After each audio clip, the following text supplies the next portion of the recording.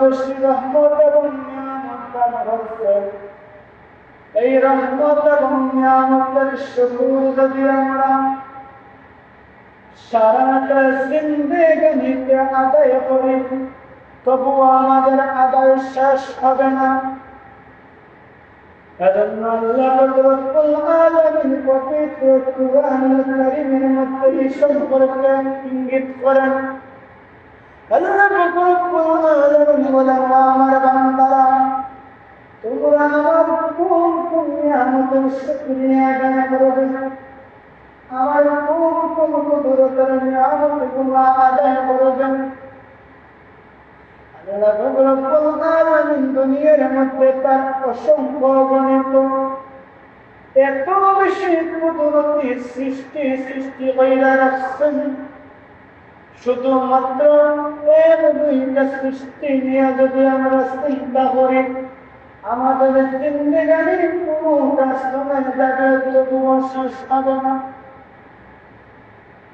এই পৃথিবীর মধ্যে আল্লাহ রব্বুল আলামিন অসংখ্য গণিত প্রাণীকুল জিন সৃষ্টি করেছেন, কিন্তু সমস্ত কিছুর মধ্যে মানুষ জাতিরে আল্লাহ রব্বুল আলামিন আশরাফুল মাখলুকাত হিসেবে সৃষ্টি করেছেন। মানুষকে এভাবে আশরাফুল মাখলুকাত হলো। আল্লাহ রব্বুল আলামিনের অসংখ্য গণিত সৃষ্টি হয়েছে। সাধারণভাবে আমাদের সমাজের মধ্যে প্রচলিত রয়েছে 18,000 মাখলুকাত আল্লাহ রব্বুল আলামিন সৃষ্টি করেছেন। আসলে কথাটা পুরোপুরি সত্য নয়, কেননা আল্লাহ রব্বুল আলামিন এই পৃথিবীর মধ্যে কত লক্ষ কত কোটি মাখলুকাত সৃষ্টি করেছেন না করবেন, তার কোনো হিসাব পৃথিবীর কোনো পুস্তকের মধ্যে নাই। এখন পর্যন্ত মানুষের আবিষ্কৃত লক্ষ লক্ষ মাখলুকাত পৃথিবীর মধ্যে রয়েছে। এই সমস্ত মাখলুকাতের মধ্যে মানুষ আশরাফুল মাখলুকাত। কিন্তু সাধারণভাবে যদি আমরা চিন্তা করি, তাহলে মানুষ কোনোভাবে আশরাফুল মাখলুকাত হওয়ার মতো সৃষ্টি নয়। মানুষ আশরাফুল মাখলুকাত হওয়ার মতো মাখলুকাত নয়, কেননা মানুষ এমন একটা সৃষ্টি, এমন একটা মাখলুকাত, শক্তির দিক থেকে মানুষের চাইতে পৃথিবীর মধ্যে অসংখ্য গণিত প্রাণী আছে যাদের সঙ্গে মানুষ থেকে বেশি। সাধারণ একটা গরু থেকে শুরু করে মহিষ, ছাগল, হাতি, সমস্ত কিছু মানুষ থেকে বেশি শক্তি রয়েছে। একটা হাতি চাইলে তার পায়ের মধ্যে কিছু একটা মানুষকে মেরে ফেলতে পারে। অতএব শক্তির দিক থেকে পৃথিবীর মধ্যে মানুষ থেকে আরো শক্তিশালী প্রাণী এবং সৃষ্টি জগতের মাখলুকাত দুনিয়ার মধ্যে আছে। এরপরে যদি আমরা চিন্তা করি, চোখের দৃষ্টি দিক থেকে মানুষের ক্ষমতা কতটুকু, মানুষের ক্ষমতা কতটুকু। মানুষ অল্প কিছু দূর পর্যন্ত মানুষ দেখতে পারে, বেশি দূরে হয়ে গেলে মানুষ স্পষ্ট দেখতে পারে না। 1 কিলোমিটার দূর পর্যন্ত মানুষ ভালোভাবে দেখতে পারে না, আবছা আবছা দেখতে পারে। কিন্তু সৃষ্টি জগতের অসংখ্য গণিত প্রাণী রয়েছে যারা কয়েক কিলোমিটার পর্যন্ত স্পষ্ট দেখতে পারে। যেমন আকাশের পাত রয়েছে, স্নেহ রয়েছে, যারা 8 কিলোমিটার পর্যন্ত স্পষ্টভাবে দেখতে পারে। আকাশে উড়ন্ত অবস্থায় একটা সিল পানির মধ্যে মাছটা দেখতে পারে। কিন্তু মানুষ অল্প কিছু দূর পর্যন্ত দেখতে পারে না। অতএব দৃষ্টিশক্তির দিক থেকেও মানুষ পৃথিবীর মাখলুকাতের মধ্যে শ্রেষ্ঠ নয়, শক্তিশালী নয়। এরপরে যদি আমরা মানুষদেরকে হিসাব করি, মানুষ কতটুকু শুনতে পারে? মানুষের শোনার ক্ষমতা 20 হাজ থেকে শুরু হইয়া 2000 হাজ পর্যন্ত মানুষের শোনার ক্ষমতা। মানুষ খুবই অল্প পরিমাণ শুনতে পারে না, আবার খুবই বেশি পরিমাণ আওয়াজগুলো মানুষ শুনতে পারে না। মানুষের আওয়াজ শোনার নির্দিষ্ট একটা লিমিট রয়েছে। কিন্তু আমাদের আশেপাশে, আমাদের বাড়ি ঘরের মধ্যে যে কুকুর বিড়াল রয়েছে, অন্যান্য প্রাণীর কথা আমরা বাদ হয়ে দিলাম, শুধুমাত্র কুকুর বিড়ালকে যদি আমরা চিন্তা করি, কুকুর বিড়াল যতটুকু শুনতে পারে আমরা তার পর্যাপ্ত পরিমাণ শুনতে পারি না। এই শোনার ক্ষমতার দিক থেকেও মানুষ পৃথিবীর মধ্যে শ্রেষ্ঠ নয়, আশরাফুল মাখলুকাত নয়। এরপরে যদি আমরা চিন্তা করি প্রাণ শক্তির দিক থেকে মানুষের অবস্থান কতটুকু, প্রাণ শক্তির দিক থেকেও মানুষ খুবই দুর্বল। মানুষের চাইতে পৃথিবীর অসংখ্য গণিত প্রাণী রয়েছে যারা এক জায়গা থেকে দূরের জায়গার পর্যন্ত প্রাণটা শুনতে পারে। এমন প্রাণীগুলো রয়েছে 1 বছর আগের গ্রাম পর্যন্ত শুকে বলতে পারে। যেমন সাধারণ কুকুর রয়েছে, ওই কুকুরের মধ্যে যতটুকু গান শুকার ক্ষমতা রয়েছে তার 100 ভাগের 1 ভাগ মানুষের মধ্যে নাই। কুকুর গান শুকে শুকে অপরাধের খোঁজ বাইরে করতে পারে, মানুষের খোঁজটা বাইরে করতে পারে। এমনকি দীর্ঘদিন আগের পর্যন্ত গান শুনতে পারে, কিন্তু মানুষ পারে না। এই গান শক্তি দিক থেকেও মানুষ দুর্বল। শুধু দুর্বল নয়, অতি অতি পরিমাণ দুর্বল মানুষ। এইভাবে আমরা যত দিক থেকে চেষ্টা করি, যত দিক আমরা খুঁজে খুঁজে দেখব, প্রত্যেকটা দিক থেকে মানুষ হলো গিয়া অন্যান্য মাখলুকাত থেকে মানুষ হলো গিয়া দুর্বল। তাহলে কোন কারণে আল্লাহ পাক রব্বুল আলামিন মানুষকে আশরাফুল মাখলুকাত বলেন, মানুষকে আশরাফুল মাখলুকাত বলে স্বীকৃতি দান করলেন? এই মানুষের আশরাফুল মাখলুকাত হিসেবে সৃষ্টি কারণ জানতে হলে, কারণ বুঝতে হলে আমাদেরকে যাইতে হবে হযরতে আদম আলাইহিস সালাতু ওয়াস সালামের সৃষ্টির দিকে। আল্লাহ পাক রব্বুল আলামিনের কুদরতের দিকে যাইতে হবে। আল্লাহ পাক রব্বুল আলামিন এমন ভাবে, এমন কুদরতি পদ্ধতিতে মানুষদেরকে সৃষ্টি করেছেন, যার কারণে শক্তির দিক থেকে, প্রাণের দিক থেকে, শোনার দিক থেকে, দেখার দিক থেকে, সমস্ত কিছুর দিক থেকে, পৃথিবীর অন্যান্য সৃষ্টি জগৎ থেকে মানুষ দুর্বল হওয়া সত্ত্বেও মানুষ আশরাফুল মাখলুকাত হয়েছে। আল্লাহ পাক রব্বুল আলামিন যখন হযরতে আদম আলাইহিস সালাতু ওয়াস সালামকে সৃষ্টি করেছিলেন, লম্বা ঘটনা সেদিকে যাচ্ছে না। আল্লাহ পাক রব্বুল আলামিন যখন হযরতে আদমকে সৃষ্টি করেন, ফেরেশতারা তখন বলেছিলেন, ওগো মাবুদ, আপনি আদমকে কেন সৃষ্টি করবেন? আপনার যদি ইবাদত বন্দেগীর দরকার হয় মাবুদ, আমরা ফেরেশতারা তো আছি, আমরা ফেরেশতারা তো আছি, আমরা আপনার ইবাদত বন্দেগী করতে পারবো। তাহলে নতুন করে আরো সৃষ্টি মানুষ সৃষ্টি করার কারণ কি? আল্লাহ পাক রব্বুল আলামিন বলেছিলেন, ও আমার ফেরেশতারা, আমি যা জানি তোমরা তা জানো না। মানুষ কিভাবে শ্রেষ্ঠ, কিভাবে তোমাদের থেকে উত্তম, এইটা পরীক্ষা হবে, পরীক্ষার মধ্যে দেখা যাবে তোমরা উত্তম না মানুষ অতি উত্তম।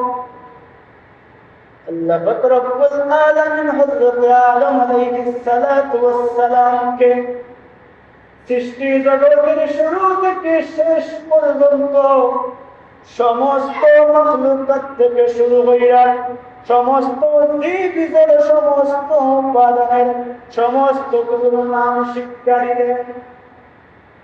দেওয়ার পরে ফেরেশতাদের ময়দানে নিয়ে গেলেন। এ ফেরেশতাদেরকে বললেন, ও আমার ফেরেশতারা, তোমরা ওই জিনিসগুলোর নাম বলো। ফেরেশতারা বললেন, ওগো মাবুদ, ওই সমস্ত জিনিসের নাম বলা আমাদের সাধ্যের বাহিরে, আমরা ওই জিনিসগুলো শিখি নাই, আমাদেরকে যা শেখানো হয়েছে আমরা ততটুকু পারি। আল্লাহ পাক রব্বুল আলামিন বললেন, ও আমার ফেরেশতারা, তাহলে এখন তোমরা আদমকে জিজ্ঞাসা করো, আদম বলতে পারেন কিনা। যখন ফেরেশতারা আদমকে জিজ্ঞাসা করলেন সৃষ্টি জগতের নামের ব্যাপারে, আদম আলাইহিস সালাতু ওয়াস সালাম সমস্ত কিছুর নাম বলে গেলেন। সমস্ত কিছুর নাম পেয়ে আদম আলাইহিস সালাতু ওয়াস সালাম ফেরেশতাদের সামনে বর্ণনা করতে লাগলেন। আর এই বর্ণনা করার মধ্য দিয়া আল্লাহ পাক রব্বুল আলামিন ফেরেশতাদের মধ্যে ইলমের দিক থেকে, জ্ঞানের দিক থেকে ফেরেশতাদের থেকে শ্রেষ্ঠ হিসাবে মানুষের মর্যাদা প্রতিষ্ঠিত হলো। আল্লাহ পাক রব্বুল আলামিন ফেরেশতাদেরকে বললেন, ও আমার ফেরেশতারা, তোমরা সম্মানী মানুষকে, সম্মানী মাখলুকাতকে সম্মান করো, সিজদা করো।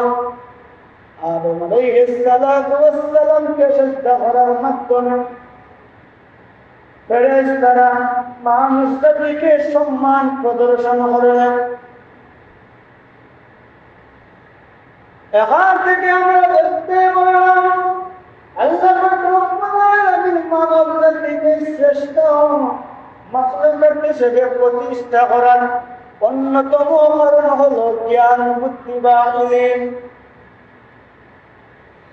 কিতাব সমূহের মধ্যে উল্লেখ করা হয় মানুষের সকল মাখলুকাত হওয়ার কারণ শুধুমাত্র ইলম নয়। আল্লাহ পাক রব্বুল আলামিন মানুষের অন্তরের মধ্যে, আদমের অন্তরের মধ্যে, আদমের দেহের মধ্যে সৃষ্টির পর এমন একটা জিনিস দান করেছেন, যেই জিনিসটা পৃথিবীর আর কোন মাখলুকাতের মধ্যে না।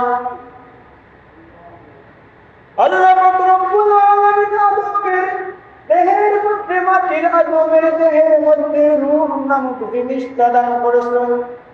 এই রূহ এবং ইলমের কারণে, এই দুইটা জিনিসের কারণে মানুষ আশরাফুল মাখলুকাত হিসাবে পৃথিবীর মধ্যে স্থান করে নিয়েছে।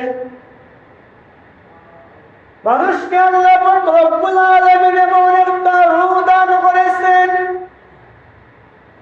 যেই রূহটা পৃথিবীর সমস্ত জায়গার মধ্যে যাইতে পারে। এই রূহটা সমস্ত কিছুর মধ্যে যাইতে পারে। যেদিন মানুষ মারা যাইব, মানুষের মাটির দেহটা কবরের মধ্যে রাখা হবে, কিন্তু এই রূহটা আল্লাহ পাক রব্বুল আলামিনের হুকুমে ফেরেশতারা রূহটা নিয়ে চলে যাবেন। এইভাবে আল্লাহ পাক রব্বুল আলামিন রূহের মধ্যে এমন কিছু জিনিস দান করেছেন, যেই জিনিসগুলো অন্য কোনো মাখলুকাতের মধ্যে না। আল্লাহ পাক রব্বুল আলামিন মানুষদের মধ্যে ভালো এবং খারাপ কাজ করার দুইটা ক্ষমতা দেয়া দিয়েছেন। অন্য কোন সৃষ্টি জগৎকে আল্লাহ রব্বুল আলামিন এইভাবে স্বাধীনতা দেন নাই। আল্লাহ রব্বুল আলামিন ফেরেশতাদেরকে সৃষ্টি করেছেন, ফেরেশতারা প্রতিনিয়ত আল্লাহ রব্বুল আলামিনের ইবাদত বندگی করতেছেন।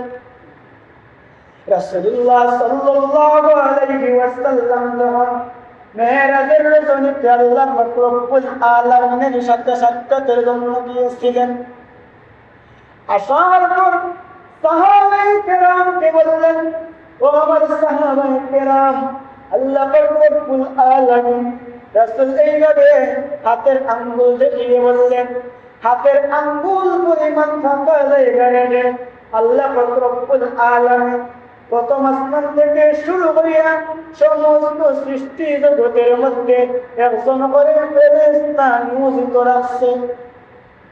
এই সকল ফেরেশতারা সৃষ্টি জগতের শুরু থেকে কিয়ামত পর্যন্ত যতদিন আল্লাহ রব্বুল আলামিন হুকুম জারি করে রাখবেন ততদিন পর্যন্ত শুধুমাত্র আল্লাহকে সিজদা করতে থাকবে। এছাড়া সাত আসমান সাত জমিনের উপরে বাইতুল মামুর মসজিদের মধ্যে প্রতিদিন অসংখ্য গণিত ফেরেশতারা তাওয়াফ করেন। একবার যেই ফেরেশতা তাওয়াফ করেন ওই ফেরেশতা দ্বিতীয়বার তাওয়াফ করেন না। এইভাবে প্রতিদিন অসংখ্য গণিত ফেরেশতারা তাওয়াফ করতেছে। সেই হিসাবে এত বেশি ফেরেশতা আল্লাহ রব্বুল আলামিন সৃষ্টি করে রাখছেন যার কোনো হিসাব নাই। কিন্তু সমস্ত ফেরেশতাদের মধ্যে বৈশিষ্ট্য হলো গুনার কাজ কিভাবে করতে হয়, খারাপ কাজ কিভাবে করতে হয় ফেরেশতারা জানেন না।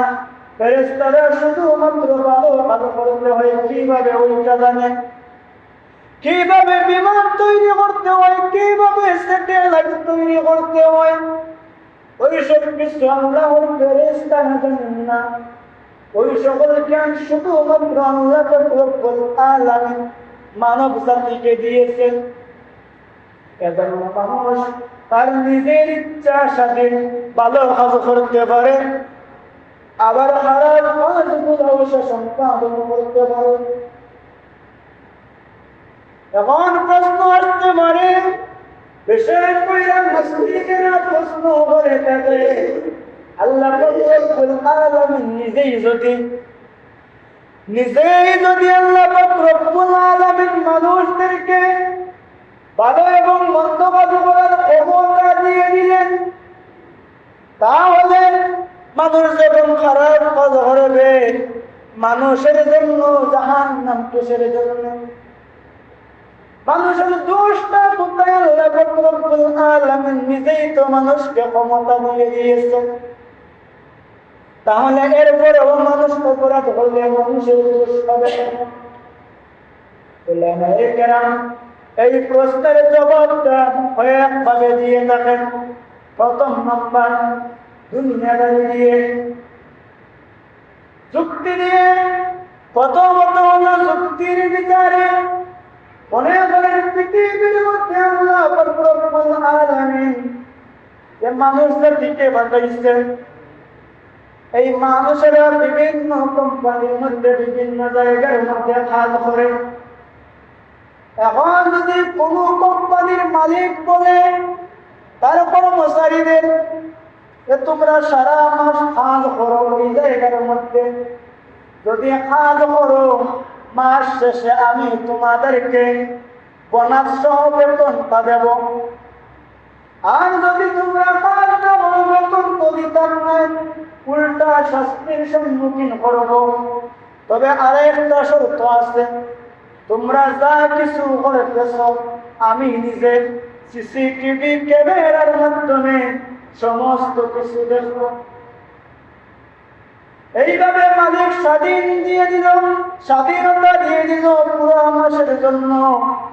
এখন যদি কোনো মানুষ সারা মাস কাজ না করে মাস শেষে শাস্তির সম্মুখীন হয়, তখন সেইভাবে মালিকের দোষ নয়, অনুরূপ ভাবে আল্লাহ রব্বুল আলামিন মানুষদেরকে স্বাধীনতা দেওয়ার মাধ্যমে মানুষ যদি অন্যায় কাজ করে তাহলে আল্লাহ রব্বুল আলামিনের এখানে কোনো কিছু করার নাই।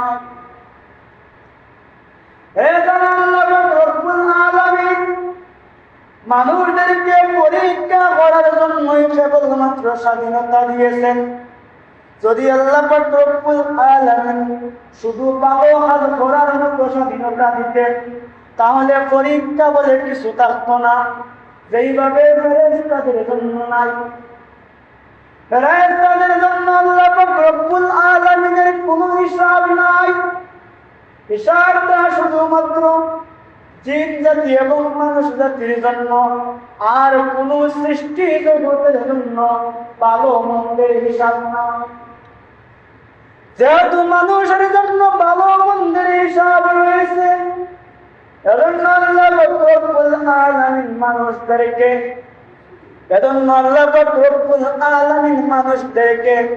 ভালো এবং মন্দ উভয় দিকে চলার স্বাধীনতা দিয়েছেন। দুনিয়াতে আসার পর মানুষ নিজের ইচ্ছা মতো চলতে পারবে।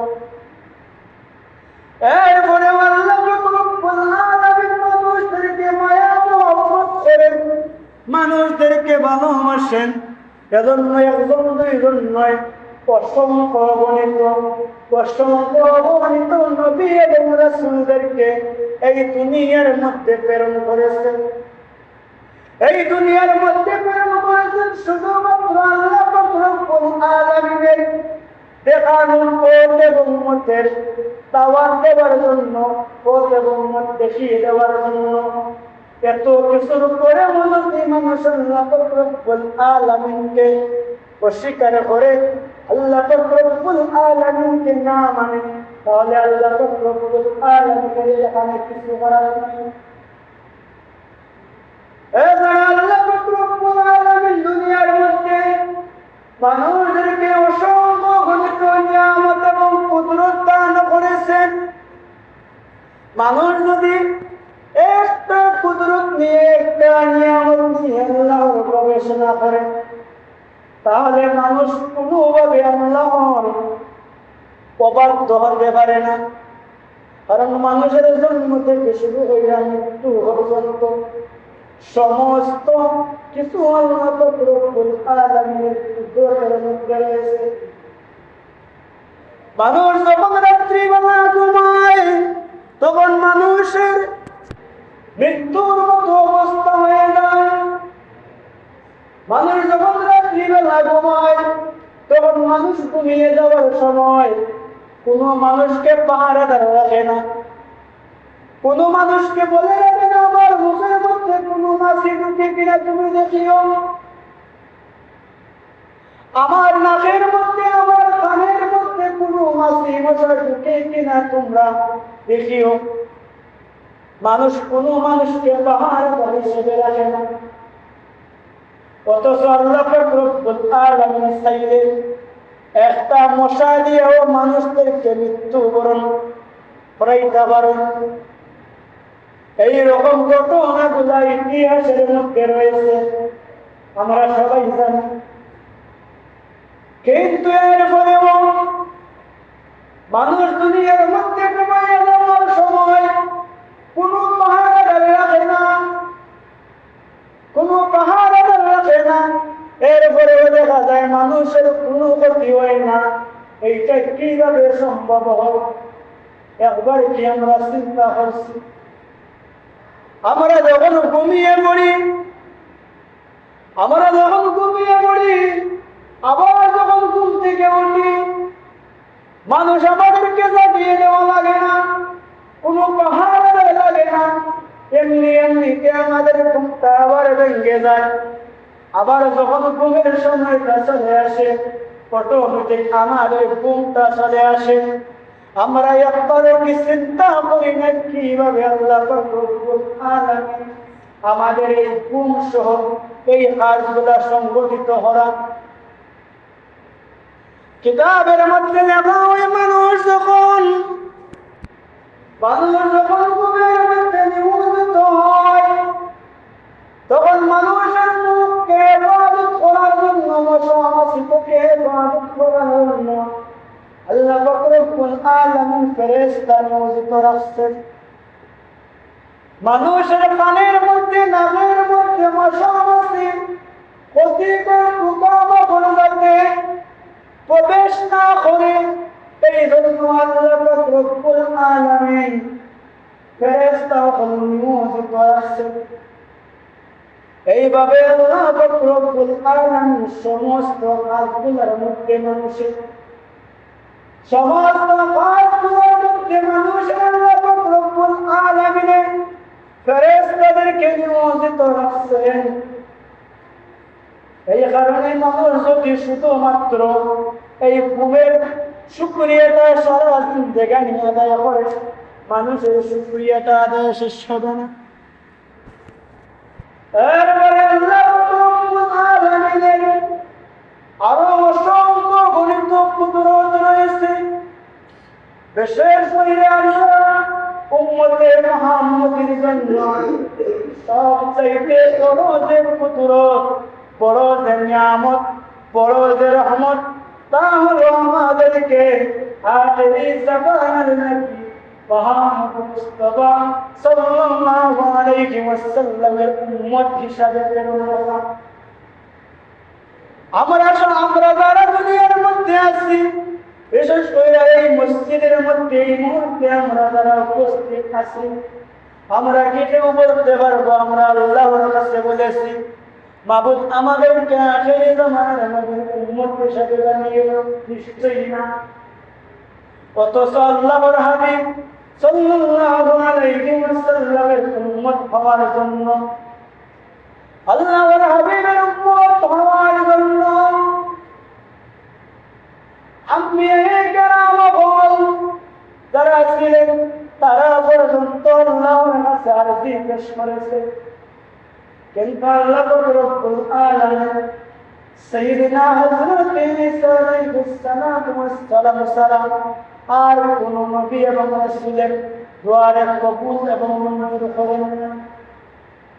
শুধু তাই না, আমাদের মুসলিম জাতির পিতা হযরত ইব্রাহিম আলাইহিস সালাম পর্যন্ত দোয়া করেছিলেন, ওগো মাবুদ আখিরি জামানার নবীর উম্মত হিসেবে যদি কবুল না করেন, অন্তত পক্ষে আখিরি জামানার নবীকে আমার বংশের মধ্যে পাঠাইও।